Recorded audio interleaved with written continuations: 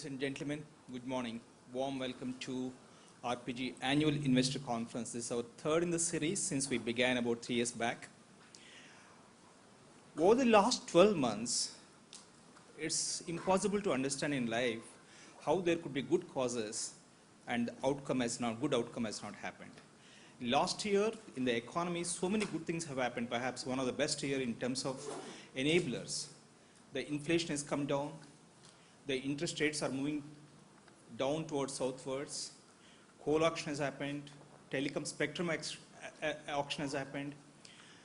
And food inflation, despite a bad monsoon, food inflation has come down. When so many good things have happened, and it's impossible to understand how the capex cycle has not picked up, and how the demand is slumped to 10-year low, and how the credit growth is 13-year low. I think this year would be the transition year. That's what we have to hope. Things sometimes take time. And by end of this year, I believe at least is going to be a bridge between the bad and the good. And next year onwards, we should see the revival in the entire economy. And we hoped a lot in the last 12 months. It has not happened. Achetan may be still in the making. And we invite Mr. Harsh Goenka, the group chairman, to share his thoughts on the economy, on the outlook of our various businesses, how we have done. And there are presentations by the respective company CEOs who will bring to you the outlook, the insight of their businesses. Mr. Harsh Goenka.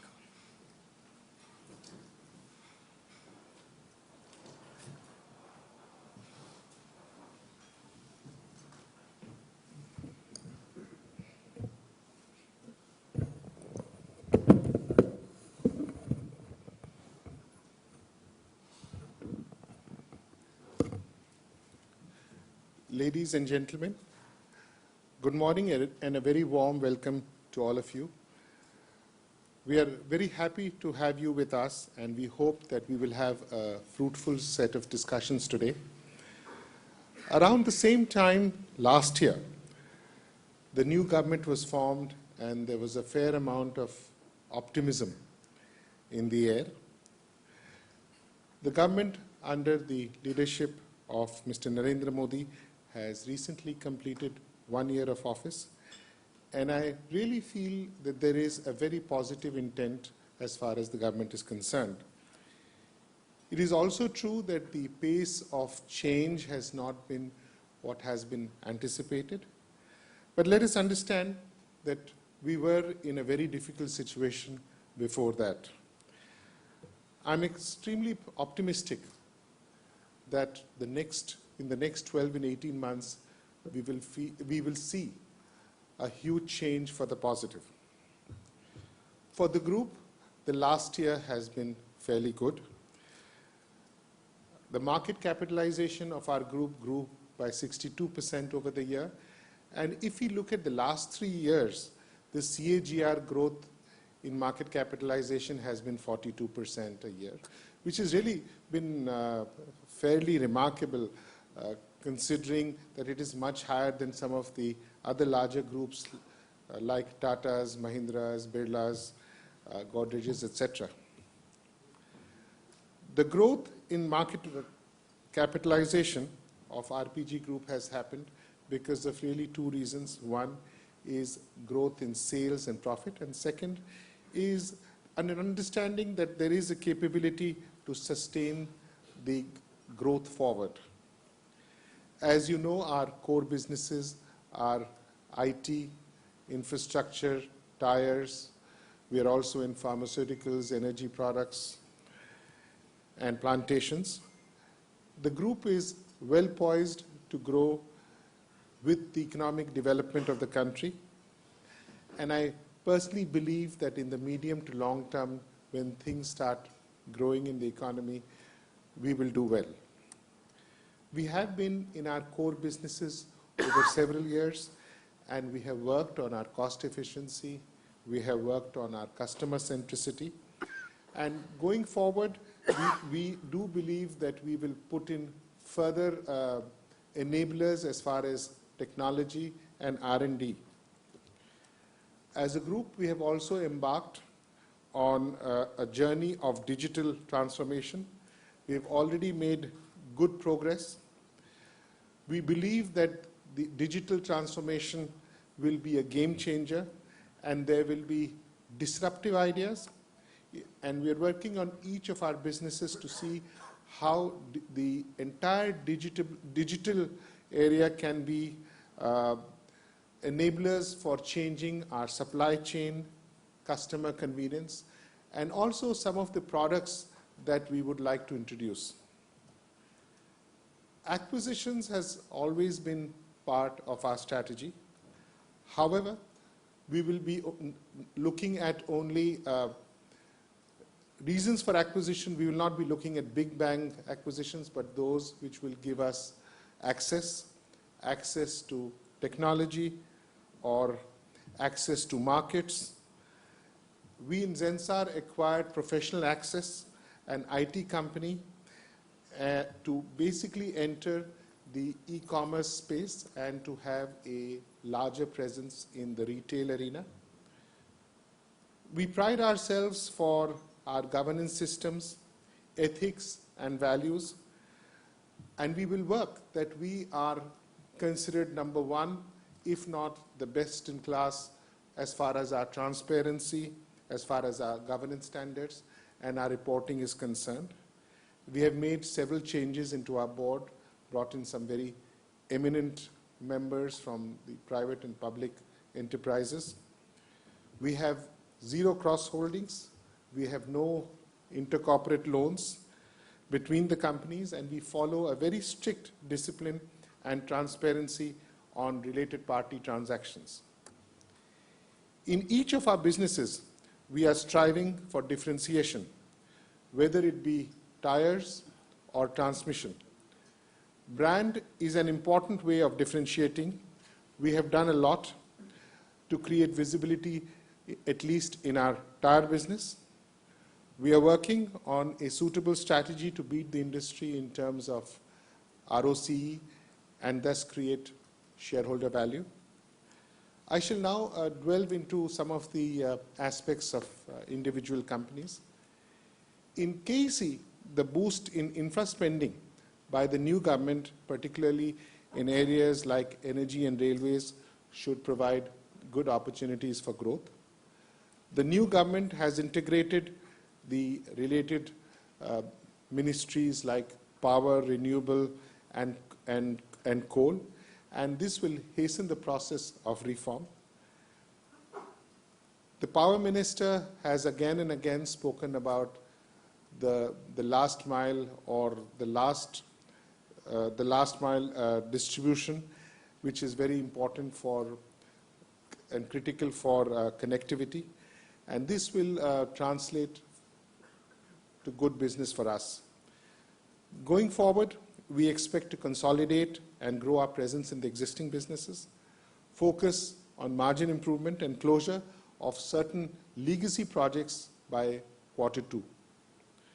We are hopeful of a much more improved performance this year, particularly in railways, where we have order book of over 1,000 crores. And as a company, we now have an order book of around 11,000 crores. The international business is doing well. We have been operating in several countries around the world. Coming to the tire business, it was a good year for CEAT. Going forward, we expect the passenger and commercial vehicle sales to improve. This will benefit CEAT both in terms of the OE and the replacement market demand. As I mentioned, we have done a lot in terms of brand building in the last couple of years. We have invested in capital expansion of our radial plant in Halol for passenger car tires and expect production to come by second quarter of the financial year. The project is as per schedule. We are also building a new two-wheeler facility in Nagpur, which should be coming into production by March 2016. We will continue to work on improving our distribution network and R&D. CEAT's 400 crores QIP has attracted high-quality investors, and the FII holding is now 22%, and this has strengthened CEAT's balance sheet for planned growth. I'm very confident that with the focused business strategy backed by a systematic investment plan, CEAT is well positioned to harness the opportunities presented by the economic recovery. On our IT business, Zensar Technologies, we have done reasonably well. The industry is always in a transformation mode, and we have to keep on evolving in terms of customer needs and innovation. Global IT demand looks strong, with US demand looking good, and Africa is an area of new opportunity for us. In Zensar, we have adopted the 3x3x3 approach, which refers to our key focus over the next 3 years on 3 verticals, namely manufacturing, retail, and insurance across 3 regions: US, Europe, and South Africa. And the third dimension is the 3 service capabilities which we shall concentrate on: application management, information management, and digital enterprises. We will try to improve on a few areas going forward, specifically improvement in the overall margins, turnaround and higher rate of growth in the infrastructure management system business. I'm sure my colleagues will take you through their plans in each of the businesses in greater detail. Finally, I would like to highlight an area where I believe we have done well and which is especially dear for me. As a group, we have been in the forefront of people practices and have pioneered some of the core processes in the country, whether it be the performance management system or inculcating the entrepreneurial style of management. Our organizations are consistently recognized amongst the leading workplaces in the country. Our critical retention is over 97% and amongst the best in industry. And I believe that is a big differentiator that will work in our favor. Before I conclude, I would like to thank you for being with us and reposing your trust and faith in the group. Thank you.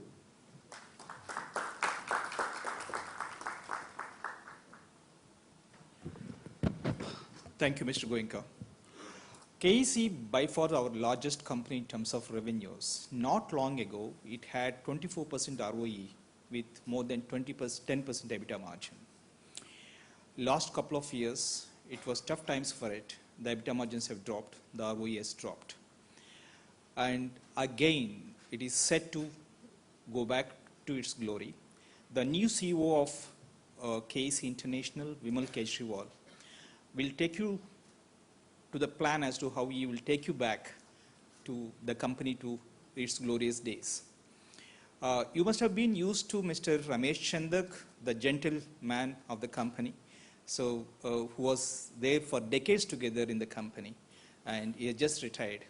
Vimal Kejriwal has taken over as a CEO of the company just a couple of months back. So welcome, Vimal. So take you to the company.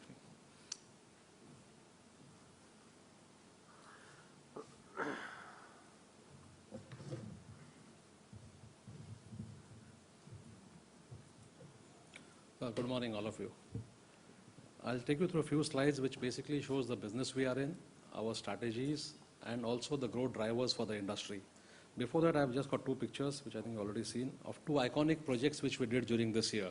The first one is of towers which we built for Haldia Energy, 2 midstream towers, 775 feet in height, and that's on top of a 50-meter pile. So if you add that, probably it's almost 1,000 feet above mean sea level. That's an iconic project, and I think we take great pride that no one else could have done it. It's I think, as far as we know, the tallest in the world. The second one is a 765 kV GIS station which we built for Power Grid. Actually, this is the first one which was built, but the inauguration got delayed by a few days, so it effectively became the second one because Power Grid inaugurated the first one earlier. And that's also a leap forward for us, that we have been talking about substations becoming an integral part and a growth driver for us. 765 kV GIS is the highest which has been there in the country.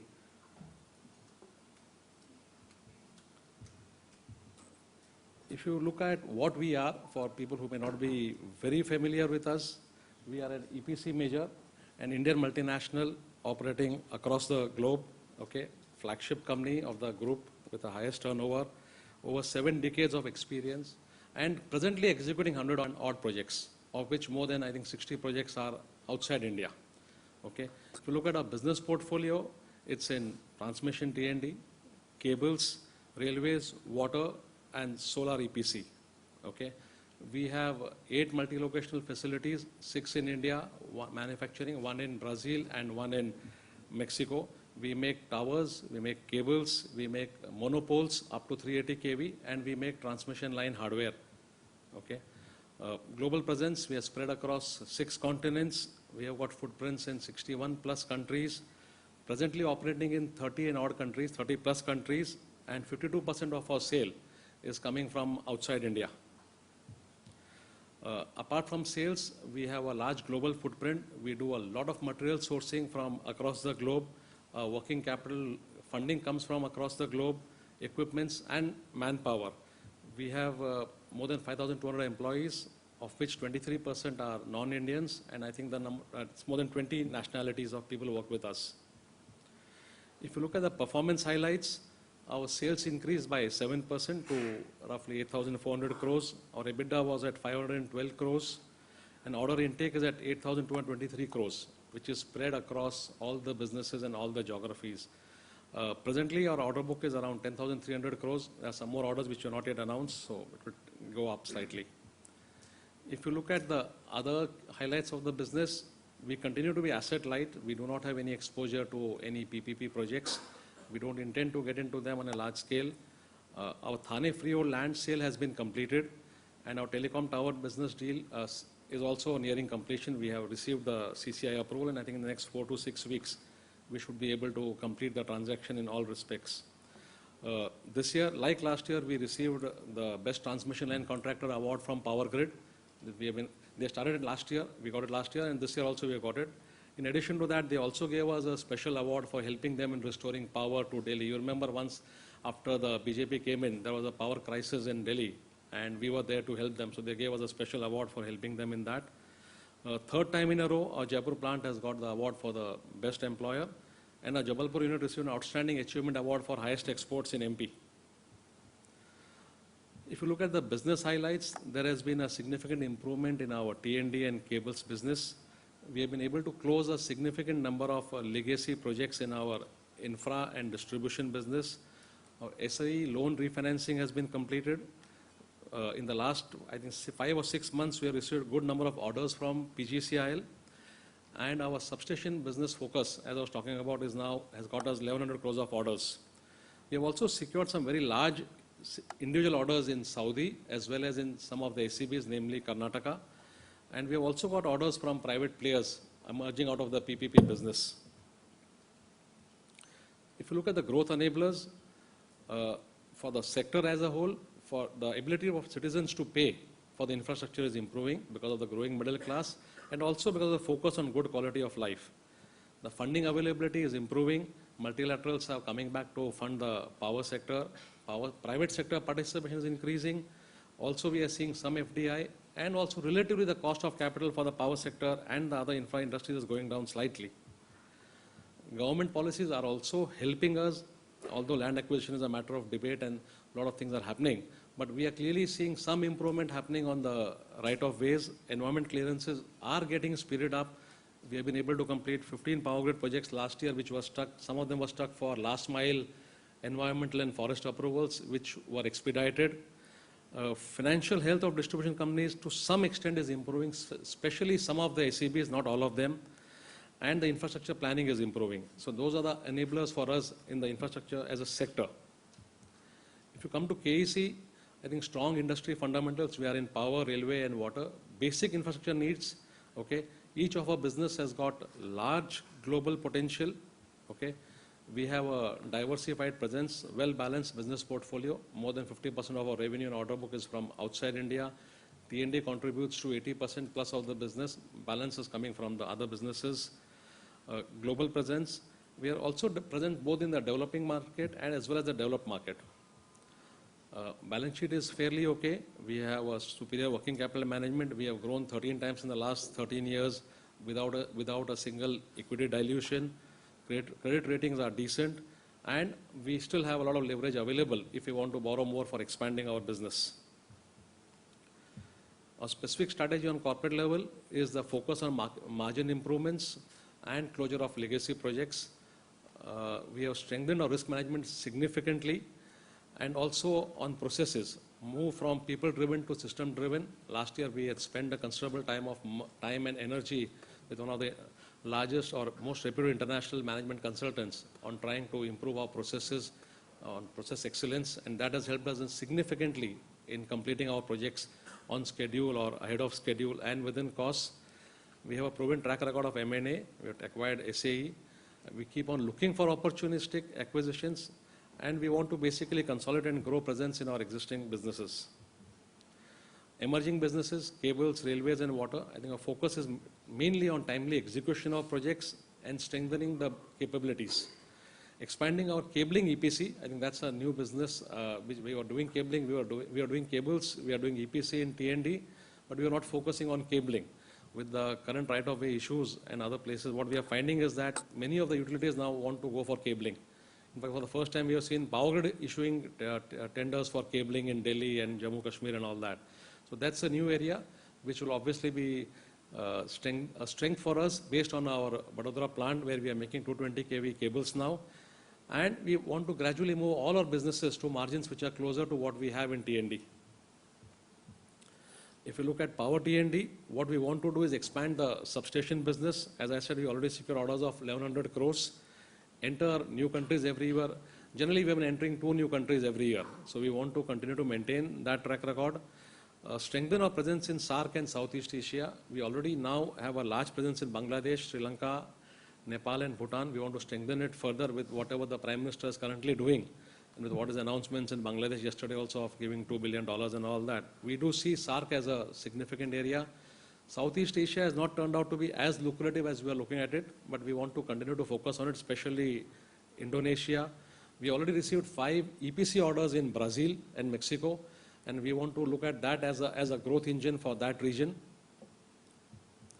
To sum up, I think we have all the key enablers and strategies in place to capture the growth opportunities in the multi-billion-dollar growing infrastructure market. Thank you.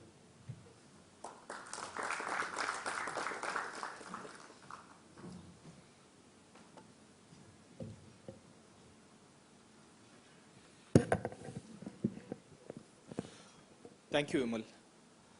Vimal had to absorb a lot of losses from the new diversified areas in the last couple of years. Hopefully, they are coming to a close. And KEC balance sheet is also going through certain structural cost adjustments. These two must take him back to the preeminent days of 20 plus ROE levels in the year or next year or so. This is the trend. We are not promising, we are not making any guidance here. We are not giving any guidance. CEAT is going through a lifetime transformation, one of the best transformational years. And perhaps the EBITDA is not the greatest in the industry, but the ROE is the highest in the industry for CEAT among all the tire companies.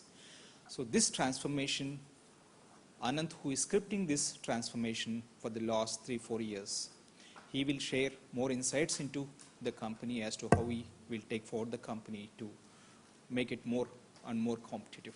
Anand.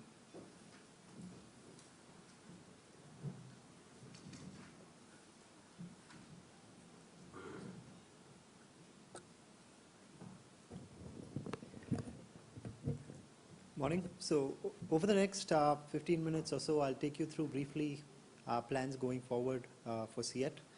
But before starting off, just a few general overview points to put into context as to where CEAT stands right now. So we're amongst India's top 4 tire companies at this point of time. We've been here for over 50 years, 3,500 plus distributors across the country, about 175 odd exclusive CEAT shops across the country. We have 3 manufacturing locations and export to over 90 countries all around the world. We also have a strong presence in Sri Lanka, where we have about over 50% market share of the country there. We're also one of the few players, perhaps amongst 2 players in the country, that has the entire spectrum of tires from 2-wheelers to passenger car, truck, off-highway farm tires. So on the slide here, we just have the breakup. So about 40% is in trucks and buses, large share now coming in from 2- and 3-wheelers, and about 10-15% coming in from passenger car tires. Also, our market breakup, about 60% comes in from the replacement segment, about 20-23% comes in from OEM, and balance from we export outside of India. We're present across all majority of the OEMs across India. So from on the commercial side with Tata Motors, Ashok Leyland, Volvo Eicher. On passenger, we are now with Renault, Nissan, Maruti, Tata Motors, Mahindra, and on two-wheeler, Honda, Hero, Yamaha, etc. So largely there with all key OEMs across India. A little bit on our strategy going forward. We've been really focused on the same strategy over the last 3 years. So we're looking firstly, and core to our strategy, perhaps by far the most important area, is focusing on the passenger segment, led by focus on motorcycle and two-wheeler tires, then the SUV category and the passenger category. And that is largely going to be led by the 2 or 3 key basic areas of focus, focusing on brand, R&D, OEM presence, and distribution network. I'll take you through a little bit about what we have done in the last few years on the passenger category. So over the last few months itself, we have substantially increased our brand investment.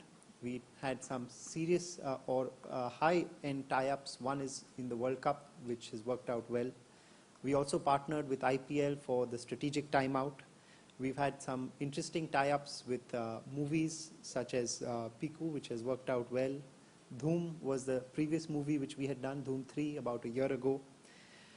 And we've been present in the media, largely sharing the benefit of grip, which is really the biggest need of the customer in the two-wheeler as well as SUV category. And now CEAT is perhaps best associated with the message of grip and therefore safety in tires in terms of that association amongst all competitors. The second area we've been really focusing on is our distribution. So we've increased our CEAT shops. So CEAT shops was a retail outlet pioneered by CEAT in mid-90s. And here we've grown in the last 3 years quite substantially, nearly doubled our outlets from about 100 to about 175. We've looked at increasing. We've also done some innovation on the two-wheeler distribution side. So generally we sell our tires to dealers who then sell to customers. On the two-wheeler side, we have kind of learned from the FMCG category, where we've created a new category of distributors, as you call, who have their own sub-dealers. And that really helps us reach the rural consumer base. And we now cover over 90% of the Indian market through this distributorship channel. So we were there in about only 200 districts 3 years ago. We've taken that up to 460 districts out of 600. That covers about 90%. So a lot of work is happening on the distribution side. Just some more images. What we've done interesting is really focusing on what we call as shop-in-shop and multi-brand outlets. So when a customer goes in to buy tires he needs the entire range of all brands. And within multi-brand outlets, we've again learned from the FMCG category, from department stores, and tried to come out with shops within shops, which can really add a lot to the visibility of CEAT and premiumness of CEAT within shops when a customer goes to make a purchase. OEM tie-ups, we've tied up now with Yamaha, where we started selling motorcycle radial tires from April. And we are perhaps one of the few companies in India that makes motorcycle radial, and that's really now in the forefront of technology out there. We also entered Honda, the fastest growing two-wheeler, only in February of this year. And we've tied up with Renault, so the new Kwid, which is out, is supplied with CEAT tires. We've also increased our share of business over the last 3 years with key OEMs. So Mahindra, for example, we had about 5% share of business with them 3 years ago. We now supply about 30% of all the tires that they buy are CEAT. Same with Hero. We had less than 7-8% share of business with them. We are now at over 25 to 26% share. So we've really been increasing our share of business with OEMs, which will then have an impact on replacement demand going forward. And finally, on research and development on the passenger side, so we've shifted our R&D investments substantially towards the passenger and two-wheeler side. We had set up a facility in Halol, and we've been really leveraging that substantially. We've added about 100 new products only in the last 1 year. We got the Indian Design Mark Award, which is given across categories, and this was the first tire that has got the Indian Design Mark for tires. This is the grip tire that you see on the top right-hand side that has got this award. As I shared, motorcycle radial is going to be one area that we are looking at entering. And we've come out with extremely high rolling resistance, low rolling resistance tires, which is perhaps one of the greenest tires in the industry. So with green becoming a big area of focus for the auto industry, we are continuing to focus on that going forward. Some more things is we've tied up with motocross and launched motocross two-wheeler tires. We're looking at new product development, alternate materials, and we've tied up with a lot of universities like IIT, etc., and are working on exciting new products. In fact, I'd say in the next year and a half, we will be coming out with breakthrough products in the industry, particularly in the two-wheeler side. As a result of focusing on brand, OE, and R&D, our market share has gone up quite well. If you look at our CAGR over the last 4 years in motorcycles, it's at 36%. On the passenger car and UV side, it is 40% CAGR over the last 4 years. And we are now looking at pretty substantial growth going forward for the next 1 year. So on the passenger side, we are looking at, our current capacity is about 3 lakh tires per month. We are adding a capacity of 5 lakh tires per month, which will go on stream in the next 2 months with our Halol radial expansion. So that's a total capacity of 8 lakhs from 3 lakh tires. And similarly, on the two-wheeler side, we do about 10 lakh tires per month, which will be going up to 22 lakh tires once our plant in Nagpur is up from March of next year. The other area of focus is on emerging markets. And by emerging markets, I'm particularly talking about 2 markets, which is Sri Lanka and Bangladesh. Sri Lanka has been a very profitable market for us. We have 50% plus market share. We're the only manufacturers of tires out there. We're the only people who have such a brand presence and strong after-sales service in the market. So we are pretty well entrenched out there. The market has gone through a little bit of slowdown in the last year and a half. So we've seen some slowdown in sales, but margins continue to look very attractive. Our EBITDA margins are at 23% as of last year. We are now trying to replicate a similar model in Bangladesh. So we've got into a 70-30 joint venture with a local company there. And we're looking at, again, getting something like 30-40% market share over the next 5 years. Our plant has got a little delayed there because of land issues. However, we are hoping that in the next month or month and a half, we are able to resolve that and then kickstart the plant. So the plant, we hope, if all gets resolved in a month, should be ready for operations in about a year or 15 months from now. The third area of focus where we have, again, a very clear strength in comparison to Indian players is on exports. So we supply to 90 countries all over the world, and we believe the potential there is high. Out of the 3 markets that we serve, OE, replacement, and exports is by far the most profitable, and CEAT's exposure in exports is the highest. The last year has been a little bit of a challenge in exports, largely because of Chinese tires infiltrating all over the world. The US has imposed a duty there, which has posed a challenge. And some amount of radialization has had an impact on the cross-ply tires that we have been exporting out of India. But we are still hopeful that exports will continue to grow, and as the new plants come in, that will be a big boost for export sales from India. So if you look at a summary of the 3 core areas of focus where we believe we can differentiate ourselves, where we have a strong strength in terms of brand, distribution, market share, and where we have strong pricing power as well, that share of business is looking at going up from 33% in FY10. It is already at 48% and going to 52% as of last year. This we expect to go up to even possibly higher than 60% in the next year and a half once the new capacities are up. And these are areas where we believe are very differentiated areas where margins can continue to hold strong. So that's the story for CEAT, and we're really looking at passenger as our core area for growth going forward. So thank you very much.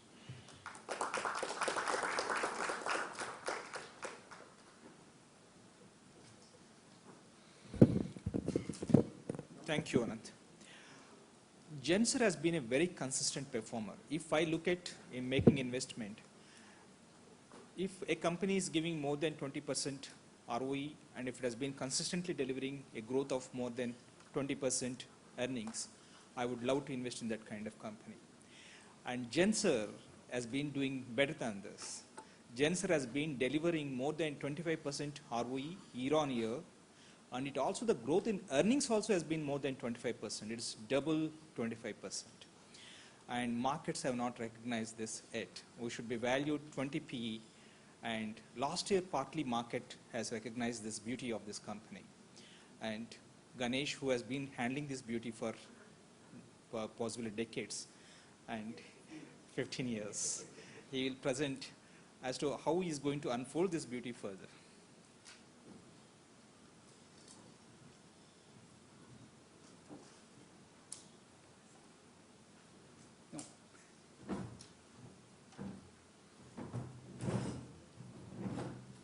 Thank you, Subha, and good morning, ladies and gentlemen.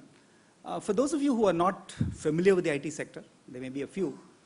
I mean, if you read the papers, you will always believe that this sector is finished next week. I mean, I'm sure you'll agree with that.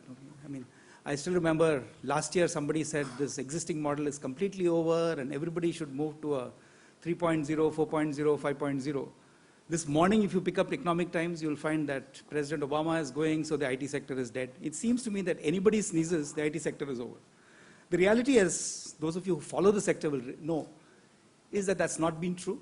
This is one sector, right from the global slowdown in 2008 to today, continues to do well. And I think the reason is that not just Zensar, but any of the top 20, 25 successful companies are able to understand the model, revisit it, and take it forward. So I think that's probably the story of why we continue to be successful. Before I talk about our numbers, which most of you know, I think if you look at the way the industry has evolved, as most of you know, 20 years back, we were primarily a programming services industry, which means right from the early days in the 70s when TCS put MTechs in aeronautical engineering on planes to America, which was really what we used to call staff augmentation, to what is today a substantially offshore-driven industry. It's been applications management, which is applications development, applications maintenance, migration from old systems to new systems, that has driven this industry.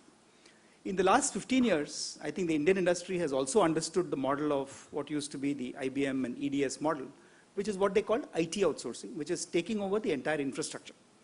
And today, if you look at the second pillar of growth for most of us, it is infrastructure management. So not only managing infrastructure on site in America and Europe and Japan and wherever, but actually being able to, from Indian offshore facilities, manage servers, predict failures, fix it before it fails. So that's infrastructure.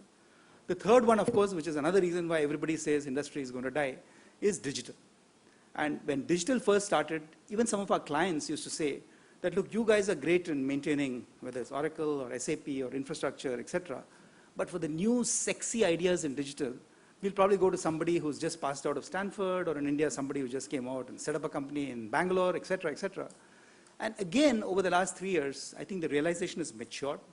Today, if you look at the Gartner Group's focus on what they tell CIOs, they're telling CIOs, don't panic. It's not that this new digital area is a completely different animal and only a new company, 25-year-old CEO can help you. Make sure that you integrate your digital strategy with your core applications. The reason I'm giving you this long preamble is, many of us in the industry who get it, saying that, look, this is the future trend. This is why we should not panic. This is why 2.0 is not going to become 3.0 overnight, but it's going to become 2.0 to 2.1 to 2.2 to 2.9 and 3.0. We must know what 3.0 is, but at the same time, take those steps to take our clients there. This has been the approach that Zensar has taken for the last, I would say, almost 8-9 years, ever since 2008. And I think with a bit of hiccups here and there, which we all have, we've got there. And this story is, this of course is just the numbers. We have had as Subha was saying, a 22.5% revenue CAGR over the past 5 years, which has been decent. We've continued to maintain a double-digit PAT, which was our goal. It kind of dipped when we did a fairly substantial acquisition in Boston. We're back there. And I think if you look at the future, and what I want to establish to you is that if you look at industry strategy and customer strategy, Zensar strategy fits right into the sweet spot of what our customers are expecting from us. So we currently operate in 29 global locations. Our overall attrition, as most of you know, we have Harvard case studies written about the HR approach to the Zensar. And if you look at the critical talent, attrition has been less than 1.5% last year. And even overall attrition in an industry where the average is about 16 to 18% has been 13%. Chairman mentioned that we acquired this company called Professional Access, which was a Bangalore and New York company, and has actually given us a big fillip in terms of our e-commerce strategy going forward. The year that was, I won't dwell on the numbers, you all have them, but 13.5% year-on-year growth, as against the NASSCOM average of around 12%. Double-digit profitability, which I mentioned, has continued, and the EBITDAs have been healthy, and even in terms of returns to shareholders, I think it's probably been amongst the best in the industry in the last 1 year. Client mix, this is something I want to harp on. See, today, as all of you would have read or know, there are no very big ticket deals happening. Okay, the good old days when you had a $100 million deal being announced literally every week, that's changing. It's changing for the TCSs, it's changing for the Cognizants. And what is important is to deal with multiple customers who are now understanding the India offshore story and making sure that you start small, build a healthy $1 million kind of pipeline with them and grow from there. In this area, I think Zensar has been outstanding. So if you look at our own track record, FY13 we had $40 million clients.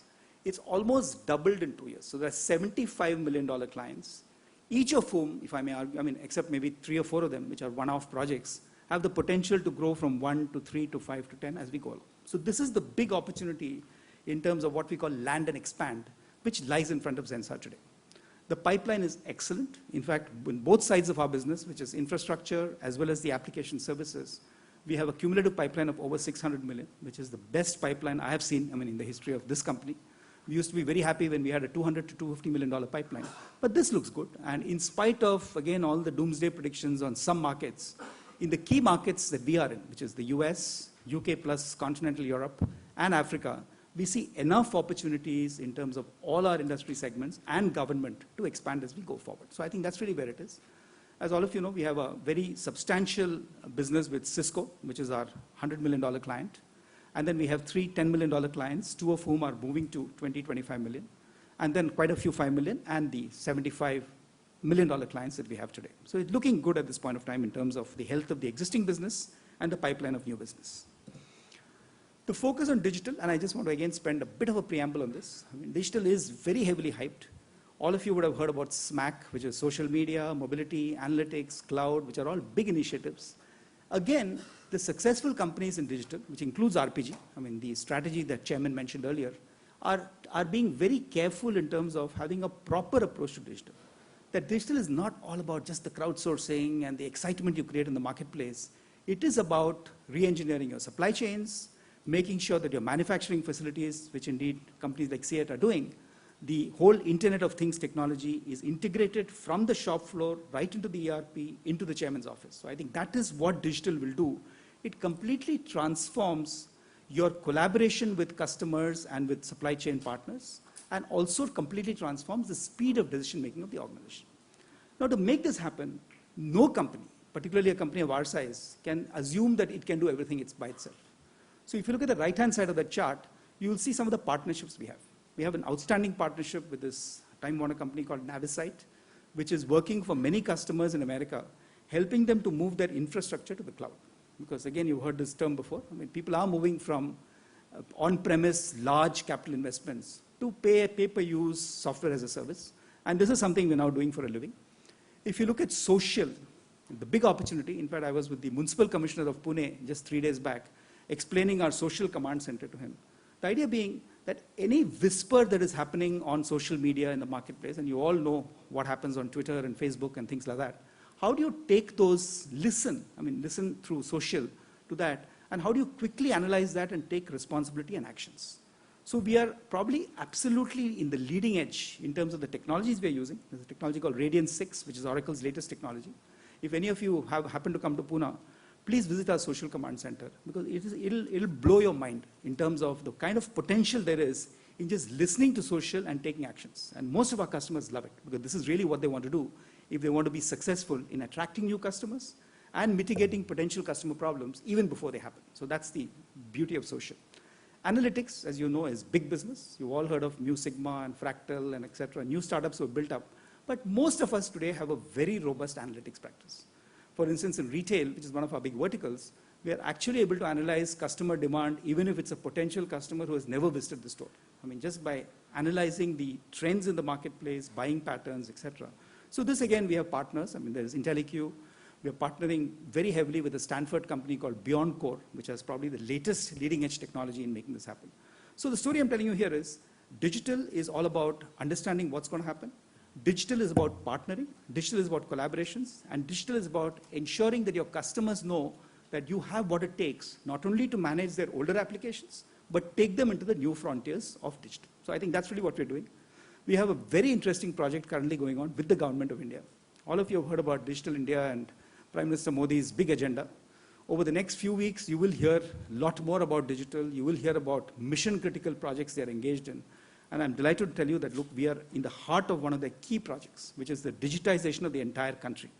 So, I mean, by crowdsourcing this digitization process, not only will we create Digital India, but we will actually create employment for millions of people. So it's a very interesting project that we are currently engaged in with DAITI, which is the Department of Electronics and Information Technology. So which is what I said, whether it's government, whether it's private sector, whether it's individuals, there's a huge digital momentum that we are seeing in our marketplace. A few more thoughts. What does PA do for us? Professional Access is a small company. I mean, it's a $40 million company doing great work with Oracle in e-commerce. And as all of you know, you're seeing the growth of Flipkart, you're seeing all the worries in the markets about existing retailers losing their business. These guys are making it happen. And what it does is that they use a platform called ATG, which is Oracle's platform of choice. I mean, there is a similar platform from SAP and IBM, but ATG is probably the most powerful platform today. And through ATG, they're able to create a complete virtual store for customers. And as you know, many of our retail customers are all looking at moving from a brick strategy to a brick to click to a fully click strategy. And that is really where it helps. PA is today among the top 3 Oracle implementation partners worldwide, in spite of being a small company.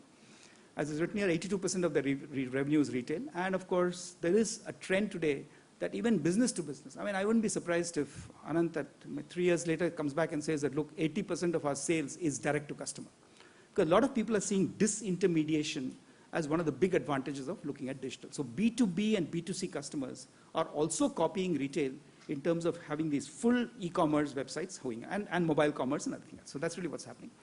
It puts Zensar clearly as the top Oracle player among the tier 2 companies, which really means that we are now a platinum partner. We have a clear agenda in the next 2 years. How do you become a diamond partner? And we'll probably be the smallest company to be a global diamond partner for Oracle. And of course, strengthens our digital and e-commerce capability. Today, our revenues from digital is probably higher than the rest of the industry as a percentage.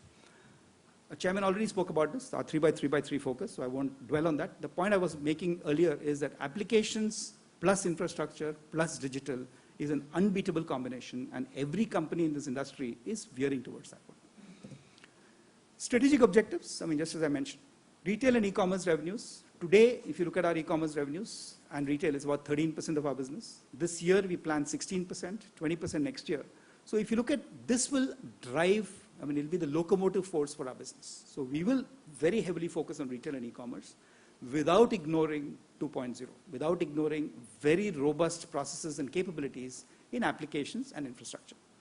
As I mentioned, digital revenue by FY18 will be 20%.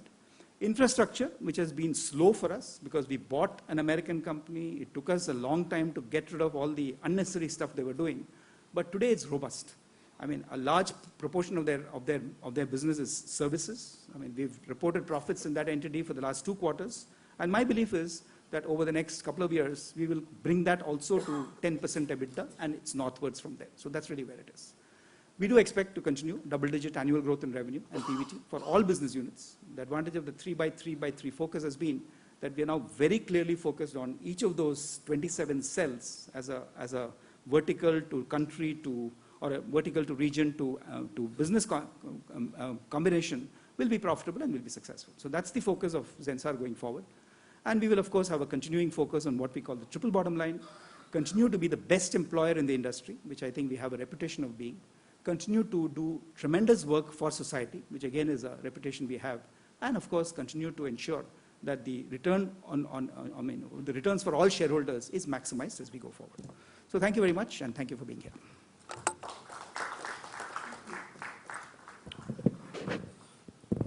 Thank you, Ganesh. That is all parts. Now we will move to the sum of parts. Couple of clarifications. RPG doesn't have a group holding company, and there are no non-arm's length transactions among the group companies. The transactions that are there also are pretty limited, mostly restricted to services, and each company is independently governed in its truest sense. And still, how does the sum of parts make sense? It just gives you an overall picture, the well-being of the group, and how we are growing as a group. And that's all the sum of parts gives. I'll just quickly take you through. It is a $3 billion company, a group rather. There are 6 businesses. 5 of them are listed, and 1 of them is not listed. It's an engineering services company called Rechem RPG, which is both in the oil sector, gas and oil, as well as power sector, which makes several engineering equipments. So 3 main companies are CEAT, KEC, and Zensar, and there is a specialty sector, which we call it a specialty sector. There are 3 businesses in this. There is Pharma, a 250 crores company, and Plantations, another 250 crores company approximately, and the engineering services company, which is engineering products company, which is Rechem RPG, so which is close to 700 crore company. So these are the 3 companies within the specialty sector. So this is how the group is structured as corporate entity. 3 on one hand, and 1 little sector. It's not a company by itself. The RPG's vision is focused on the value creation for the shareholders. Hence, the market capitalization is the focus of the entire group by giving consistent returns to the shareholders through the businesses it operates.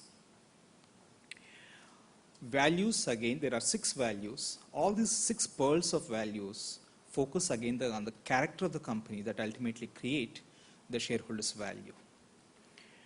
I'm just rushing through a little bit because we are slightly behind the time.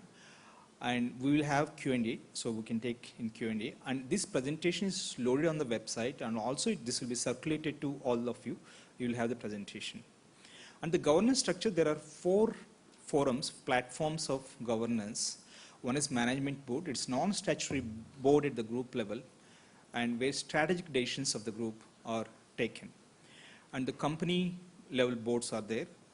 All the CEOs of the company are part of the group management board, and some strategic decisions are taken, and then they are deliberated at the company board level, and they are decided at the company board level appropriately. And there is also a review mechanism. Every business goes through the chairman's review periodically. So this is called business review board.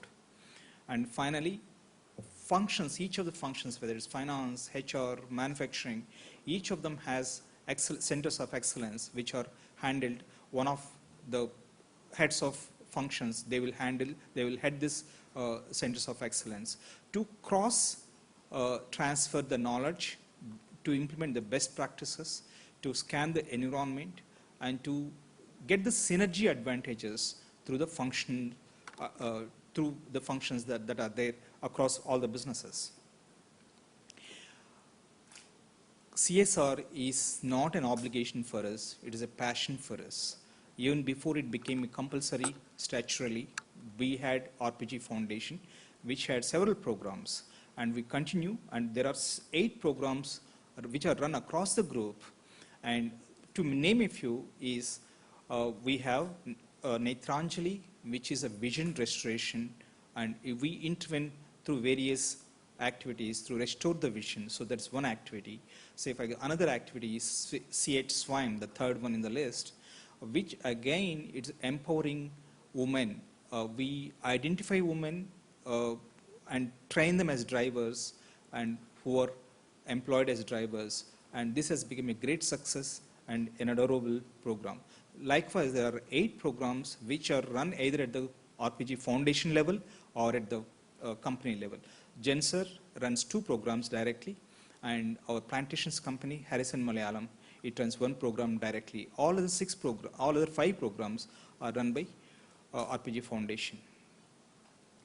Let's move to group financials, some of the key financials. Again, as I said, there is no single holding company. It doesn't make great sense, but it gives complete well-being of the group. Our CAGR of the revenue growth has been about 15% over the last 5 years.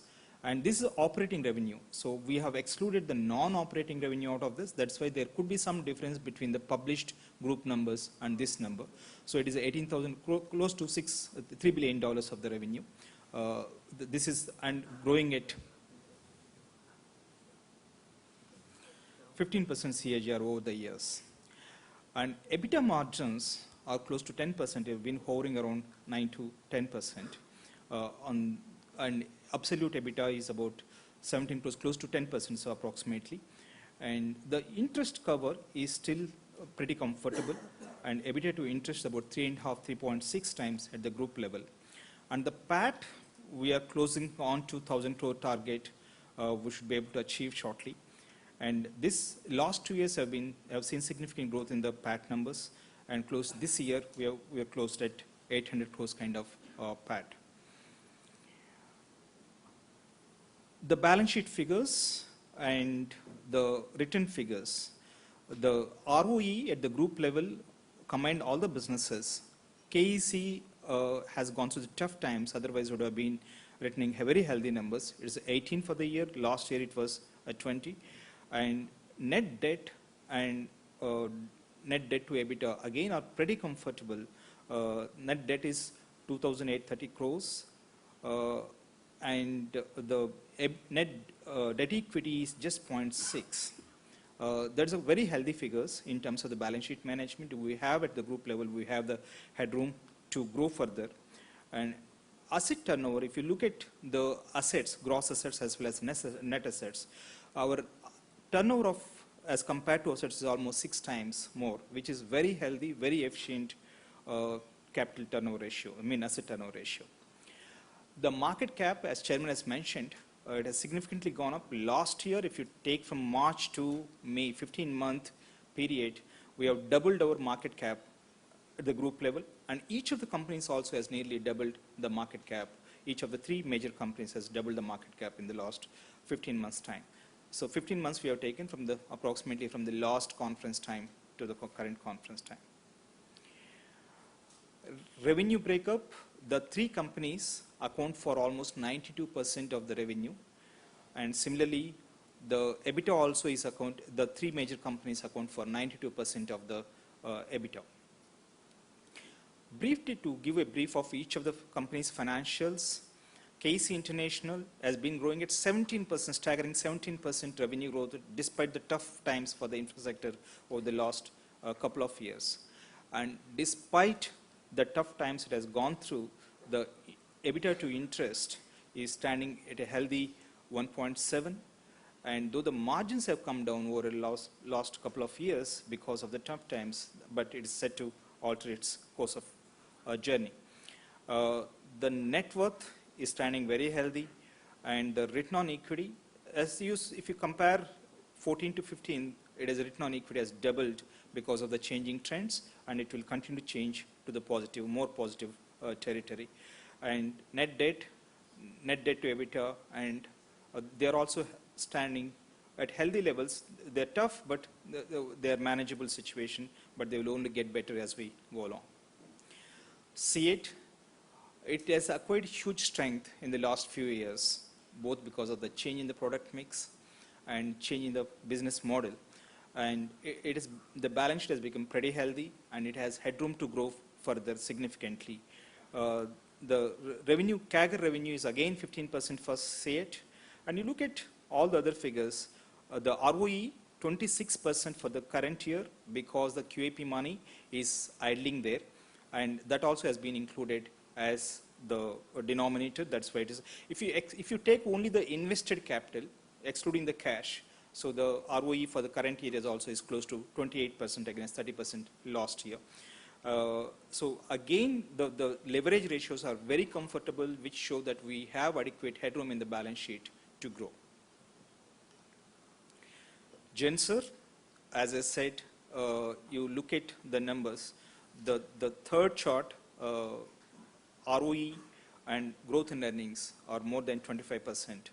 And because of the leverage it had in the earlier years, the ROE was higher at 34%, 31%. The leverage has tapered off, and now it's only equity. The higher the equity without any debt, so the ROE becomes lower. That is why the ROE has become slightly lower as compared to the earlier years. It doesn't mean that the business efficiency had gone down. Business efficiency continues to be the same, but it's a twin beauty. Both the earnings are growing at more than 25%, and ROE is also more than 25%.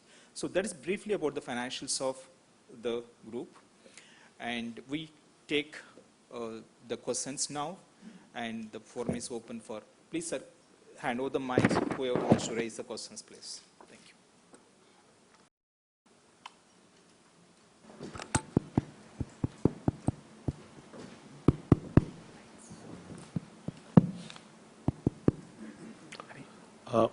Hello, my name is Andre Purushottam from Cogito Advisors.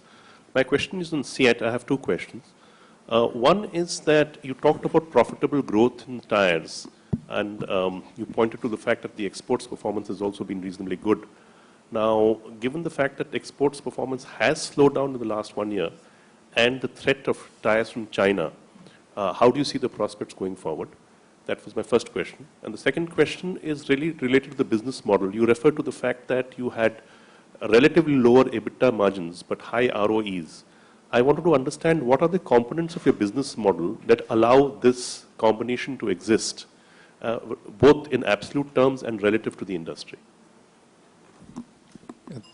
Thanks. So with respect to exports having come down, as I said, there were two reasons behind exports having come down. One is Chinese competition having gone up. The second is that of radialization happening across the world in a way, and generally we've been exporting, or the industry has been exporting primarily cross-ply tires. With the new capacities coming in Halol as well as the two-wheeler, both these can become very large export opportunities, and therefore we can see some pickup coming in once the capacities are up.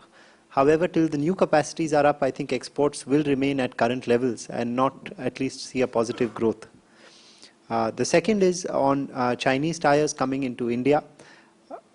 That is an increased threat that has come in the last 4 to 6 months' time. There's been a substantial increase of nearly ranging between 30 to 60% increase in Chinese tires coming into India.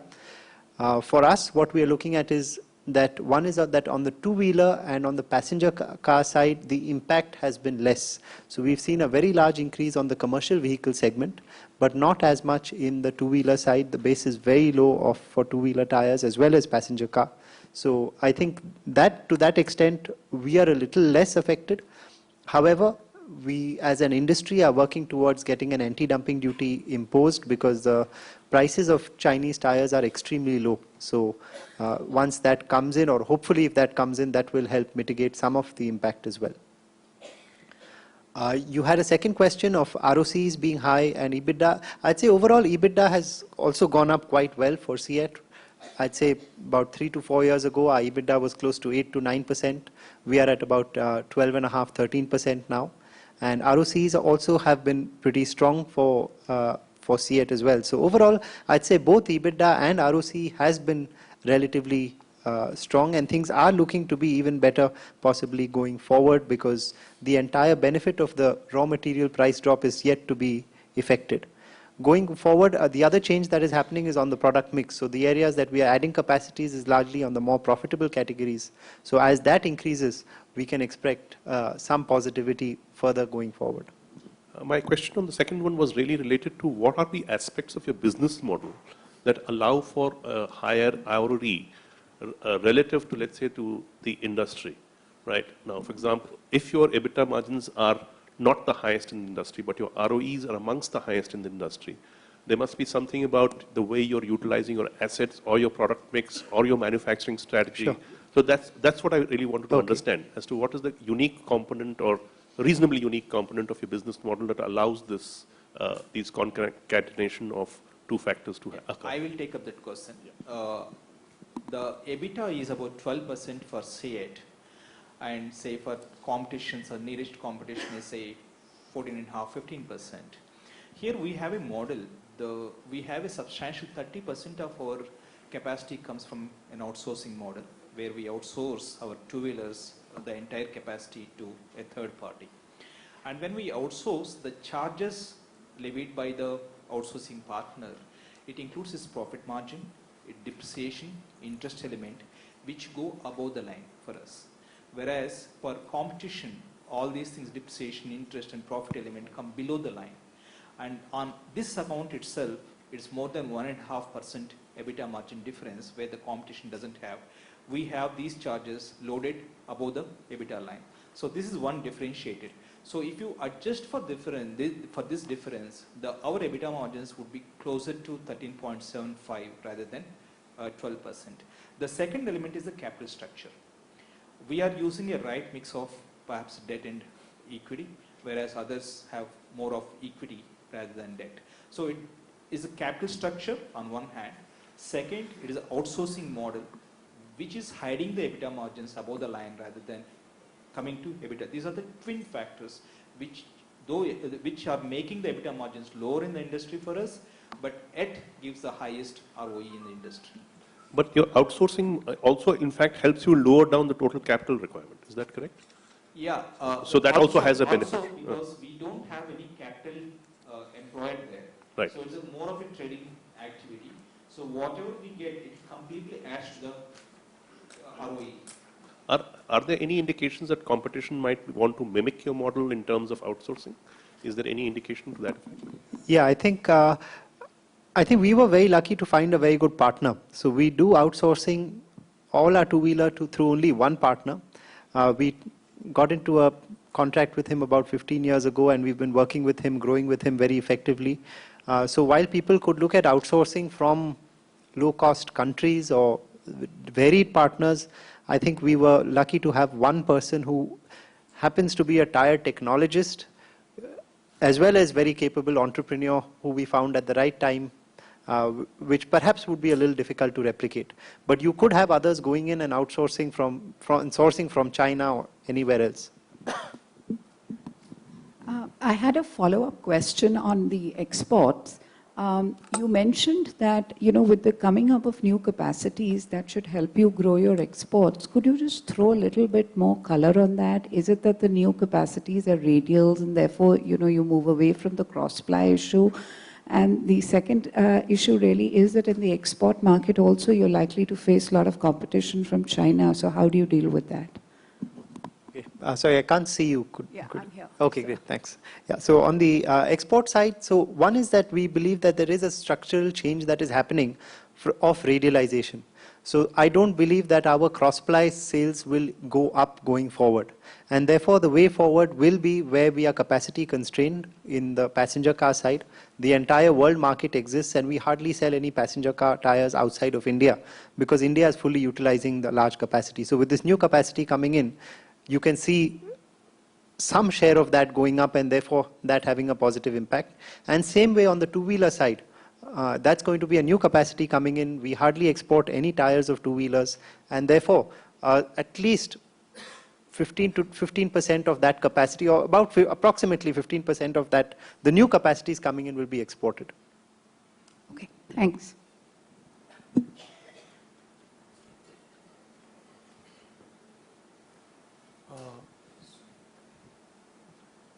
Hello. Yeah. Hi. I have a question on CEAT only. You mentioned Chinese tires as a threat, and you're also saying that you are in a process, or probably the entire industry is in a process of probably getting an anti-dumping duty on it. What I'm trying to understand is what is the difference of pricing. So even if an anti-dumping duty comes in, will it still match up to the price, or you'll still be struggling with matching up to the price of Chinese tires? Yeah, the price difference is somewhere between around 25% between Indian tires and Chinese tires. With duty coming in, it will certainly help. The other is the quality. I think people are getting more and more are quality conscious. The Indian players are the players who are offering after-sales service, warranties on tires, claim settlement, all of that. So I think, yes, there will be a certain market for Chinese tires, which can be about 10 to 12% market share, and that is where it will remain. I don't see it being a long-term area of threat for the industry. So with anti-dumping duty, certainly it will have a positive impact on the industry. Anti-dumping duty just went off in February of this year. So till then, there was no concern. So even with anti-dumping duty coming in, I think we should go back to old levels, if that happens. All right. And, there has been this thing also with the natural rubber, the inverted duty system.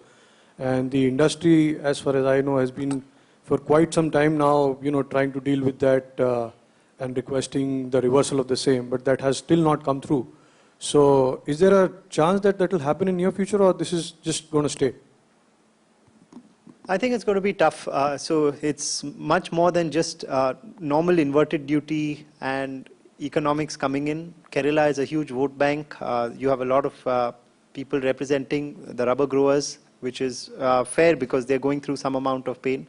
So I don't see any immediate change happening. It is something which the industry will keep working on, but it is getting, unfortunately, a little bit more and more inverted. So we have to at least work towards seeing that there are no more further duty increases. Hopefully, some drop going forward, but I can't give a prediction what's going to happen. Oh, thank you. Harsh, as a group, you've had significant traction over the last 3 to 4 years. Anticipating the change in trends that we are likely to see next year, with many of the plans and action that is actually happening on the ground, any new area that you are looking at as chairman of the group? Question A. Part B of that same question, growth coming from here onwards, would there be certain amount of organic and inorganic, or it would be as you are growing currently? As far as new businesses are concerned, in the last couple of years, we have diversified primarily as far as adjacencies are concerned. This is for the first time we've started a search to look at, is there something interesting that we can do, whether it is some kind of disruptive technology or any interesting opportunity that comes up. So we have just started the search, but yes, we've started looking at the new world opportunities, I would say. Your second question, what was your second? Organic, inorganic. We will be looking at M&A opportunities, but in our core businesses, where, as I mentioned to you, it gives us access, whether it is in terms of the market or in terms of technology. But no, we will not go in for irrational, big bang acquisitions, but trying to strengthen the core. Thanks.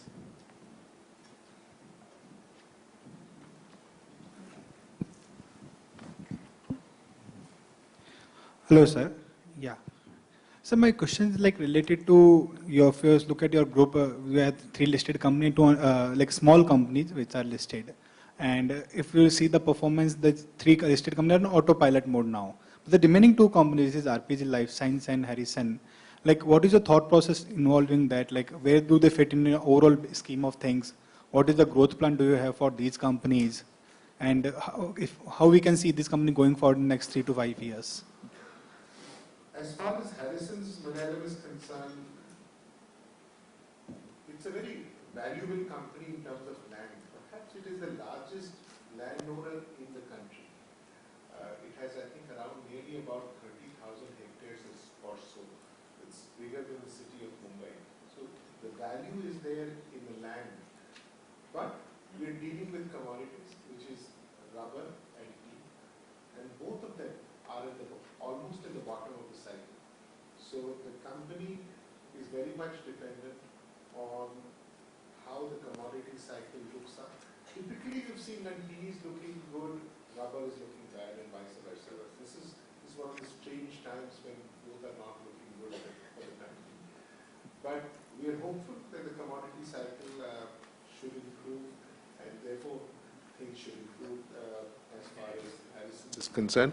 But no, we are not looking at any radical thoughts of trying to go up the value chain or anything of that sort, but we're trying to see how we can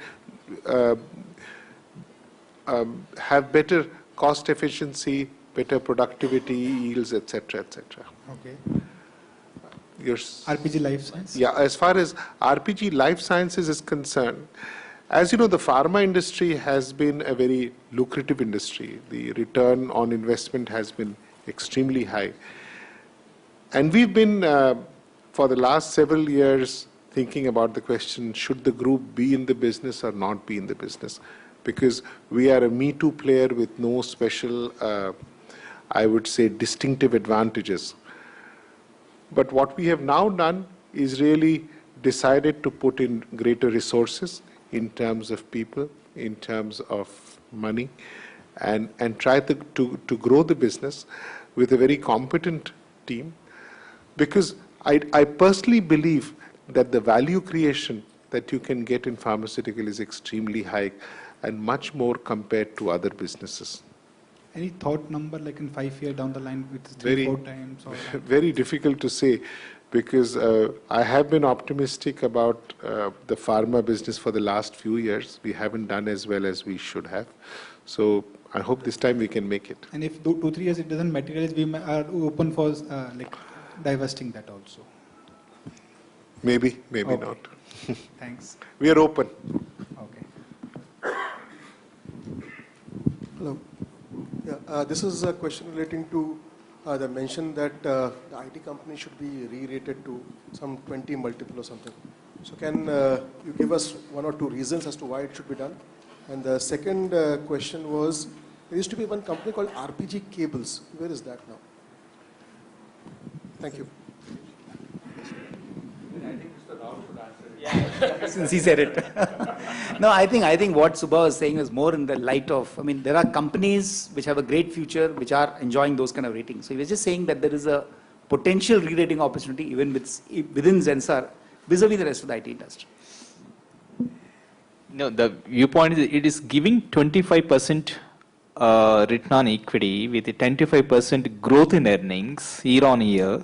So that's my viewpoint. So it should give. So there are many companies with this kind of returns or even lower than this, which are enjoying higher multiples than 11%, which Zensar is currently valued at.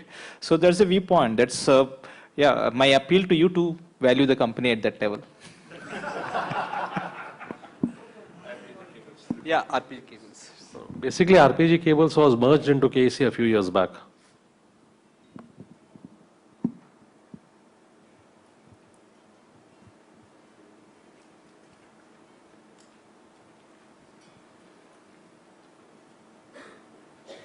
My question is on Zensar. You had mentioned that you had a $600 million pipeline, and you said it was a healthy pipeline. Now, I was just wondering whether there are any rough heuristics by which you can translate a pipeline as per standards in the IT industry, and, for companies that are similar to yours, into a future forecast of revenue. And if so, what is that conversion ratio that reasonably applies?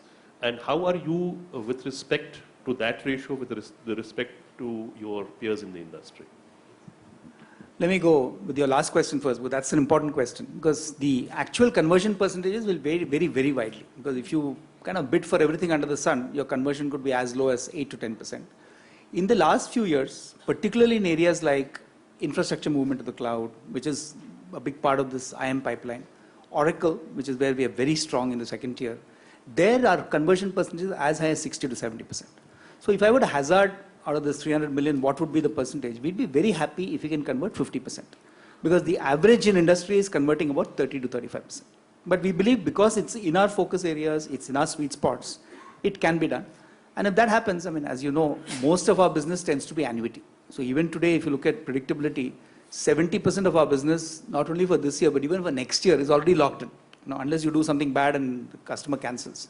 So you're really struggling or fighting to get the 30% of the balance revenues, which if we convert at the level I'm talking about, is a very comfortable situation. So you're saying 50% of 600 million would be a rough indication? Is a rough indication of what is definitely convertible because they all fit into cloud, Oracle, all the areas where we're very strong traditionally. But there is, of course, having said that, there is huge competition everywhere.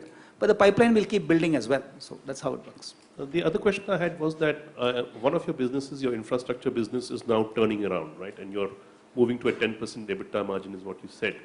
And you have already a PAT margin of about 10.3% roughly for the company.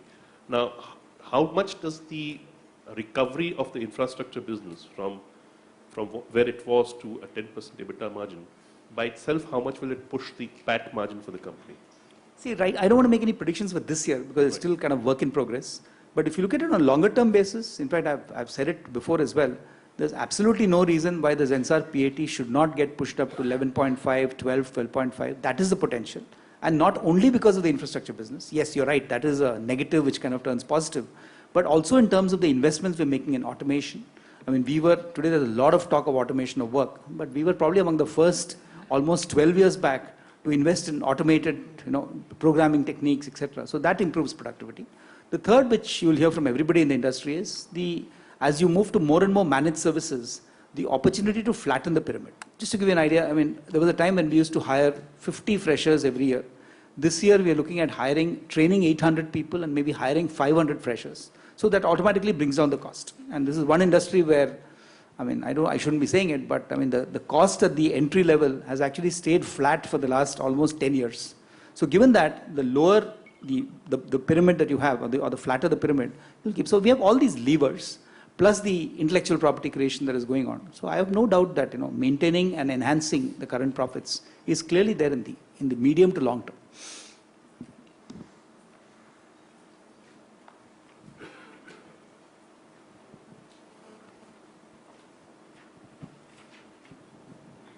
So this is Pritesh from MK. Just one question, especially in RPG Life, we have seen the group increasing its holding by about 4.5% in the last quarter itself to about 66. You gave some thoughts on about the business, but if you could share some more idea as to on the business, on the strategy. There is a management change as well, if possible.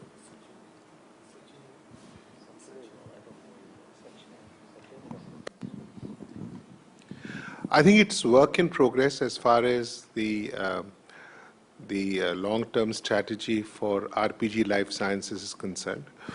We are in the process of creating what and how the business should look in the future. We do realize that the big opportunity is global formulations, and that is the area where we shall concentrate much more on. Yes, we have as a family increased our holdings over the last few months, and that is to do with the confidence that we have in RPG Life Sciences.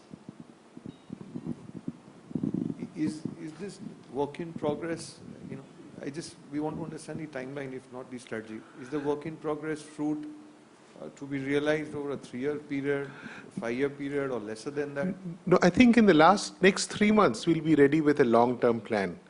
And we have a new sector head a new chief executive who has joined us from one of the leading multinational companies, and we are working on the strategy way forward. And as I mentioned, the crucial piece is going to be how do we increase the global and domestic formulation business.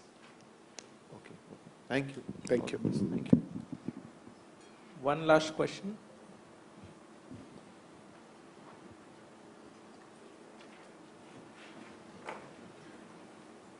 This is on KEC.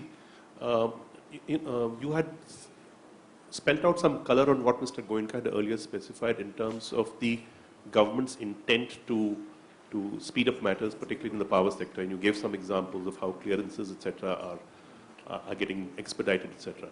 Now, in terms of what you're hoping for in the next, let's say, 12 to 18 months, are there any key triggers that you're expecting from the government that would make a discontinuous and positive reversal of, or not reversal, benefit in your fortunes? What are those key triggers that you're looking at? Are there any, or is it just a continuous phase of improvement that you expect from the government's response that will benefit your industry?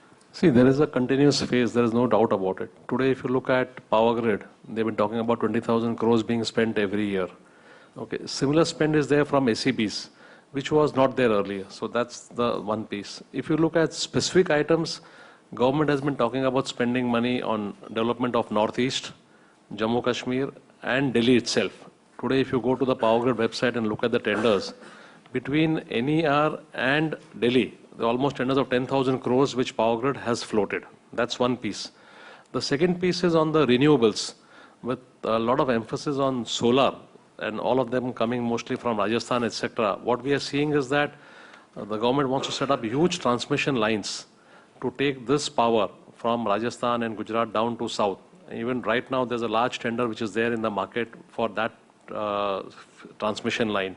So I think these are some things, apart from the power for all, which they're talking about now, 20,020, and where they're talking about how do we also do a lot of work on the intrastate. See, till now, the focus was more on interstate. We're now seeing intrastate focus also coming in. So clearly, we are seeing that going forward for the next 2 or 3 years, there will be much more business than what we have seen in the past. As far as case is concerned, today we have an order book at plus an L1 position, which is more than almost 18 months of our revenue. So very clearly, we are seeing a great visibility going forward.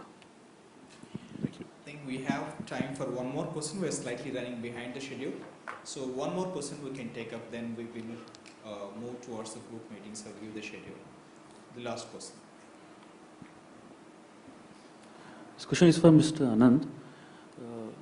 Just wanted to know the competition level in the two-wheeler space is much less when compared to the passenger car and also in the commercial vehicle segment. Can you just know the reason for slightly lower competition there?